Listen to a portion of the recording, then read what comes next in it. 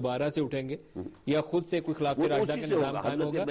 وہ حضرت مہدی سے البتہ اس سے پہلے شاید کہ یہ جو ممالک ہیں افغانستان، پاکستان، یہاں پہ کوئی اللہ کے مرضی سے اللہ کی کا خاص کو معجزہ ہو جائے، حالات یہاں بدلیں اور یہاں کوئی اسلامی حکومت قائم ہو جائے۔ میں اصل میں کہہ رہا تھا، آپ نے بات کاٹ دی، کہ اللہ کی امت جو ہے امت مسلمہ بحیثیت مجموعی تو سب مجرم ہے کہ کہیں بھی ہم نے اسلام کو قائم نہیں کیا، نو ویئر۔ لیکن سب سے بڑھ کر مجرم کون ہے؟ عرب ہے۔ کیوں؟ ایک تو ان کا اونچا مقام بہت تھا، جن کے رتبے ہیں سوا، ان کی سوا مشکل ہے۔ ان میں سے محمد تھے صلی اللہ علیہ وسلم، یہ تو بہت بڑا ہے، وہ تو جس کو مل گیا ہو گیا، یہ رتبہ بلند ملا جس کو مل گیا۔ پھر ان کی مادری زبان میں اللہ کا کلام ہے، انہیں سیکھنی نہیں پڑتی کوئی اور زبان، دے نو اٹ، لیکن انہوں نے کبھی قرآن کو اپنا امام نہیں بنایا، قرآن کے نظام کو قائم نہیں کیا۔ Nowhere in the world, they are criminals number 1، اور ان کے اوپر سزا اللہ کی طرف سے آئی کھڑی ہے۔ یہ تو میں زیادہ دور نہیں دیکھ رہا۔ نمبر 2 مجرم جو ہے مسلمانان پاکستان ہے اللہ کی نگاہ میں۔ کیوں؟ ہم نے ایک ملک اسلام کے نام پر بھاگا تھا، اللہ ہمیں انگریز کی غلامی سے نکال کر ہندو کی غلامی میں نہ دے دے، ہمیں علیحدہ ملک دے، ہم تیرا دین قائم کریں گے، تیرے دین کا بول بالا کریں گے۔ قائد اعظم نے 1937 سے لے کر 1947 تک جو اسلام کا راگ الاپا ہے پورے سب کانٹیننٹ کے اندر، جس کے نتیجے میں پوری ہندوستان کے مسلمان قوم کو حال آ گیا۔ آپ اندازہ کیجئے مائنورٹی پروونسز کے لوگ جو ہے مسلم لیگ کو ووٹ دے رہے ہیں، پاگل پر شمار ہوگا نا یہ۔ آخر بھائی تمہارا پاکستان سے کیا تعلق ہے؟ تم تو کبھی نہیں آؤ گے۔ لیکن یہ وعدہ ہم نے پورا نہیں کیا، وی آر کرمنل نمبر 2۔ البتہ یہ ہے کہ ہماری جو ہے فیٹ کیا ہے، اللہ عذاب بھی دے سکتا ہے، اللہ نے جو ہمیں موقع دیا تھا وہ ہم سے واپس بھی لے سکتا ہے۔ جب آپ نے ذکر کیا کہ ہو سکتا ہے کہ یہاں اللہ کے بندوں کی حکومت آ جائے، وہ آپ بیان ایک اپنے صرف دعا کی روشنی میں دے رہے ہیں یا اس پہ کچھ ہمیں احادیث سے حوالہ ملتا ہے؟ نہیں، مجھے اصل میں کچھ 400 سال کی تاریخ کے اندر پوائنٹرز نظر آتے ہیں۔ ایک تو یہ ہے کہ جو مجددین کا سلسلہ میں نے بتایا تھا، ہر صدی میں 1000 سال تک عالم عرب میں آئے۔ دوسرا 1000 سال شروع ہوا ہماری تاریخ کا 11ویں صدی ہجری، مجدد الفسانی مجدد اعظم، پھر شاہ ولی اللہ مجدد اعظم، سید احمد بریلوی مجدد، یہ سارا یہاں شفٹ ہوا ہے۔ یہ شفٹ ہوا کیوں ہوا ہے؟ کوئی نہ کوئی اللہ کی اسکیم ہے۔ نمبر 2، جب خلافت کے خلاف ہو رہی تھی سازش، تو پوری دنیا میں کہیں کسی مسلمان ملک کے اوپر ان کے کان پر جوں تک نہیں رینگی، اور ہندوستان میں آپ کو معلوم ہے عظیم خلافت کی تحریک چلی، بولی اماں محمد علی کی جان بیٹا خلافت پر دے دو، گاندھی شریک ہوا اس کے اندر، کہاں گاندھی کہاں خلافت۔ پھر یہ کہ جب تھرڈ ورلڈ کا ایک خاص فینومینن ہے، اس نے جب آزادی حاصل کی ہے یورپین کولونیلزم سے، تو تمام مسلمان ممالک نے اپنے لوکل نیشنلزم کو انووک کیا ہے، ملیش نیشنلزم، عرب نیشنلزم، ٹرک نیشنل۔ صرف ایک تحریک تھی جس کا تھا پاکستان کا مطلب کیا؟ لا الہ الا اللہ، اللہ کے لیے۔ یہ جو ہے علامتیں ہیں، اور پاکستان کا بن جانا یہ معلوم ہوتا ہے، خاص ڈیوائن جو ہے ڈیسیجن ہے۔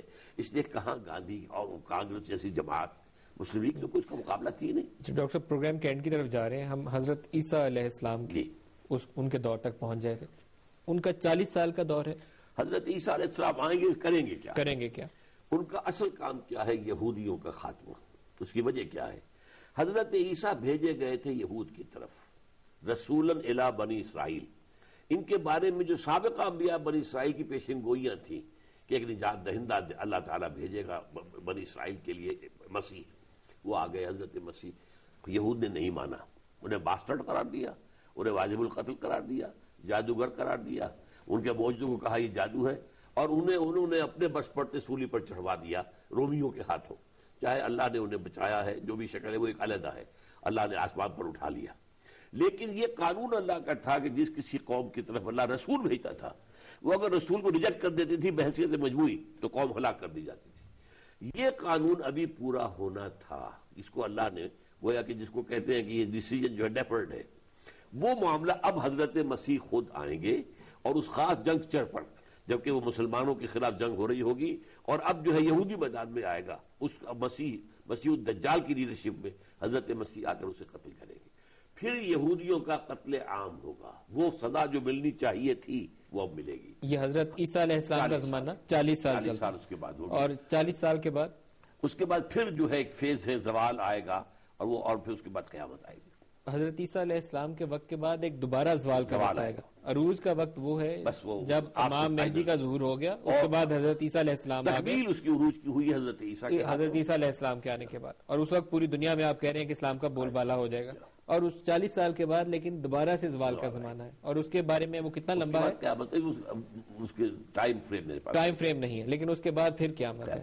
تو ابھی اس کے بارے میں ہم صرف اپنی خیال آرائی یا ان حدیث کی روشنی میں نشانیوں کو تو ڈھونڈ سکتے ہیں, شاید ایگزیکٹلی کسی کے لیے بتانا وہ ایک بہت ہی مشکل امر ہے.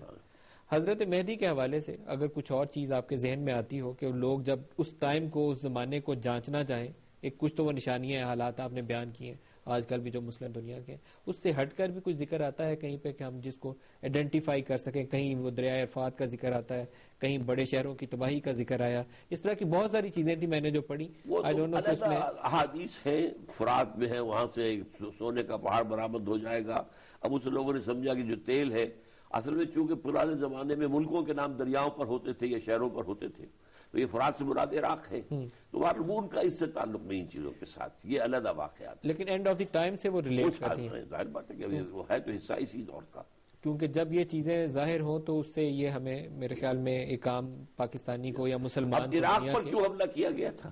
افغانستان پر اس لیے کیا گیا کہ یہاں پر وہ جو طالبان کی حکومت تھی, اگرچہ وہ پورا اسلامی نظام قائم نہیں کر سکی تھی, کچھ اسلامی سزائیں نافذ کی اور معجزہ ہو گیا کہ پورے افغانستان میں امن ہو گیا, کرائم فری. ایک آرڈر ملا عمر کا اور پاپی کی کلٹیویشن زیرو. یہ گھنٹیاں بجی ہیں خطرے کی. وہ جو علامہ اقبال نے ایک شعر کہا تھا اپنی آخری جو زمانے کی نظم ہے ابلیس کی مجلس شورا, ابلیس نے کہا تھا عصر حاضر کے تقاضاؤں سے ہے لیکن یہ خوف ہو نہ جائے آشکارا شرع پیغمبر کہیں. حضور صلی اللہ علیہ وسلم کی شریعت کا جو کی برکتیں جو ہے وہ کہیں دنیا میں ظاہر نہ ہو جائے. وہ ظاہر ہو رہی تھی تو نبدی ایول ان دی بٹ افغانستان کا بیڑا غرق کیا. ادھر کیوں گئے تھے؟ وہاں کولیشن نہیں بن سکی کوئی ان سے. یہاں اسلام کا مسئلہ تھا تو سارا ویسٹرن ورلڈ مل گئی, پورا کرسچن ورلڈ. وہاں چونکہ کوئی مسئلہ مذہب کا نہیں تھا, تیل کا تھا. یا نمبر 2, it was going to be the first extension of Israel. آپ کو پتہ نہیں یاد ہو یا نہ ہو, شیرون نے کہہ دیا تھا جب یہ جو صدام گرا ہے اور ختم ہوئی حکومت کہ ان قریب عراق پر ہمارا قبضہ ہوگا, اور پہلے تو ہم صرف فرات تک مانگتے تھے, اب ہمارا دجلہ تک مطالبہ ہے, دجلہ تک ہمارا ہے. افغانستان میں جو کچھ ہوا یا ابھی جو کچھ لڑائی ہے یہ جہاد ہے, اور کیا اس کا سلسلہ حضرت عیسیٰ علیہ السلام کے زمانے تک چلتا ہے, یا اس کے اوپر کیا آپ کے علم کی روشنی میں کیا بیان ہے؟ ایسا دیکھیے, جہاد اور قتال 2 الفاظ ہیں, ان دونوں کو ہم نے ہم مانی کر دیا, حالانکہ ہم مانی نہیں ہے. جہاد کسی بھی چیز کے لیے سٹرگل, کوشش, جد و جہد. وہ جد و جہد زبانی بھی ہو سکتی ہے, قلم کے ذریعے ہو سکتی ہے, کسی مشن کو پروموٹ کرنے کے لیے. چنانچہ مکے میں بھی حضور جہاد کر رہے تھے, لیکن قرآن کے ذریعے سے فرمایا گیا فَلَا تُطِعِ الْكَافِرِينَ وَجَاهِدْهُمْ بِهِ جِهَادًا كَبِيرًا. اے نبی آپ ان کی باتوں میں نہ آئیے, اس قرآن کے ذریعے سے ان کے ساتھ جہاد کیجیے. غلط نظریات و عقائد کے خلاف جہاد قرآن سے. پھر قتال ہوا, وہ جنگ ہے. تو اب ہمارے ہاں افغانستان میں جو فیزز آئے ہیں, پہلا جو جہاد تھا میں نے اس کو جہاد مانا, لیکن جہاد فی سبیل حریت, دیٹ واز فریڈم اسٹرگل. اسلامی نہیں تھا وہ جہاد. اسلامی جہاد کے لیے پہلے اسلامی دعوت دی جائے صحیح معنی میں, پھر اسلامی کردار شادی کی جائے, وہی شخصیت ہے, وہی کردار, پھر ان کی ٹریننگ ہو, پھر ان کی تنظیم ہو, پھر ایک امیر کے پیچھے ہو. یہ لوازم ہے, وہ تھی نہیں. اور جو ابھی لڑائی ہے وہاں پہ اسے آپ اب جو ہو رہی ہے وہ بھی ایک فریڈم اسٹرگل ہے, لیکن کیونکہ یہ طالبان جو کر رہے ہیں, انہوں نے ایک دفعہ وہاں پر اسلامی قوانین نافذ کیے تھے, ہم یہ سمجھتے ہیں کہ یہ اسی کی جد و جہد کر رہے ہیں, تو اسے ہم جہاد فی سبیل اللہ مانتے ہیں. یہ ابھی والے کو آپ جہاد فی سبیل اللہ کہتے ہیں. طالبان آف افغانستان. ہمارے ہاں کا جو طالبان کا بن گیا, یہ تو بڑا کمپلیکس ایک فینومینن ہے جس کو اینالائز کرنا ہی آسان کام نہیں ہے. اس میں نہ معلوم کس کس قسم کے لوگ آ کے شامل ہوئے ہیں. اس میں بڑا رول ڈسٹرکٹیو جو ہے وہ را اور موساد کے ایجنٹس نے کیا ہے, چونکہ نیٹو اور امریکہ اور بھارت ڈی اسٹیبلائز کرنا چاہتے ہیں پاکستان. آپ واضح اس پہ تفریق رکھتے ہیں افغانستان اور پاکستان کے اندر. بالکل, بہت بڑا فرق ہے. ڈاکٹر اسرار احمد صاحب, بہت شکریہ, آج کے پروگرام میں آپ ہمارے ساتھ رہے. آئندہ بھی مختلف انہی جیسے امور کے لیے آپ کو ہم مدعو کرتے رہیں گے. جب بھی آپ فرمائیں حاضر ہوں گا. بہت شکریہ ڈاکٹر اسرار احمد, بانی تنظیم اسلامی, آج کے پروگرام میں ہمارے ساتھ شریک گفتگو تھے. پروگرام کا آج کا وقت ختم ہو رہا ہے. ندیم ملک کو اجازت دیجیے, خدا حافظ.